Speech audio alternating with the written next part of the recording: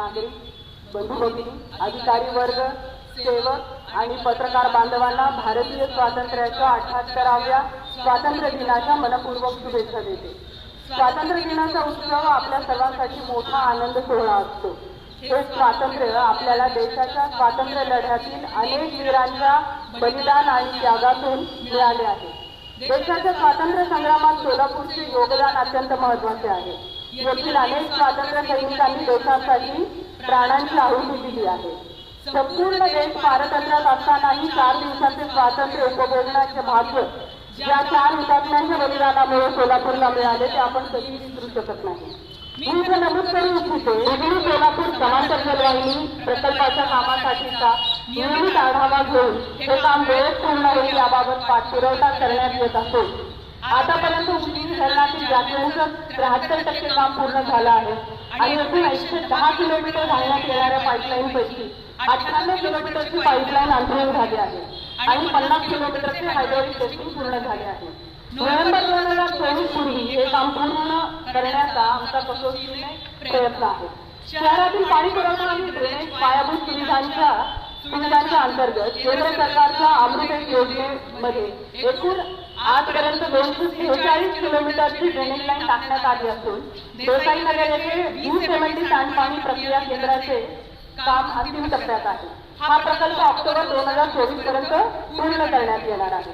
तसेच नगरोत्थान योजनेअंतर्गत एकूण 208 किलोमीटरची ड्रेनेज ट्रंक लाईन टाकणे, बेळगाव येथे 49 MLD सांडपाणी प्रकल्पाची उभारणी करणे, या अंतर्गत एकूण 434 कोटी इतक्या प्रकल्पाला शासनाची शासकीय मान्यता मिळाली आहे। अधिकाऱ्यांनी कर्मचाऱ्यांना दिलेप्रमाणे महागाई भत्ता देण्याची घोषणा करते। सोलापूर महानगरपालिकेतील कार्यरत अधिकारी कर्मचारी सेवानिवृत्त सेवकांना तसेच माध्यमिक प्रशालेकडील सेवानिवृत्त सेवकांना महागाई भत्त्याचा दर सध्याच्या 26% 5% वाढ करून 21% करण्यात येत आहे। सध्या मनपामध्ये कार्यरत रोजंदारी सेवकांच्या दरामध्ये दैनंदिन ₹40 इतकी वाढ करण्यात येत आहे। तसेच अंगणवाडी बालवाडी शिक्षकांच्या मानधनात ₹500 इतकी वाढ करण्यात येत आहे। सोलापूर महानगरपालिकेच्या वतीने आपल्याला आश्वासन देतो की आपल्या शहराच्या विकासासाठी आम्ही सदैव तत्पर आहोत। सोलापूर हे स्वच्छ, सुंदर आणि सर्वांसाठी सुरक्षित शहर बनवण्यासाठी आम्ही विविध उपक्रम राबवत आहोत। आपल्या सहकार्याने आम्ही आपले शहर आणखी उन्नत करण्यासाठी पाणी पुरवठा, ड्रेनेज, रस्ते, दिवाबत्ती, आरोग्य सेवा इत्यादी क्षेत्रात उत्तम पायाभूत सुविधा उभारण्यासाठी कटिबद्ध आहोत। आजच्या या दिवशी आपण आपल्या जबाबदाऱ्या आणि कर्तव्यांची जाणीव घेऊन देशाच्या उन्नतीसाठी काम करूया।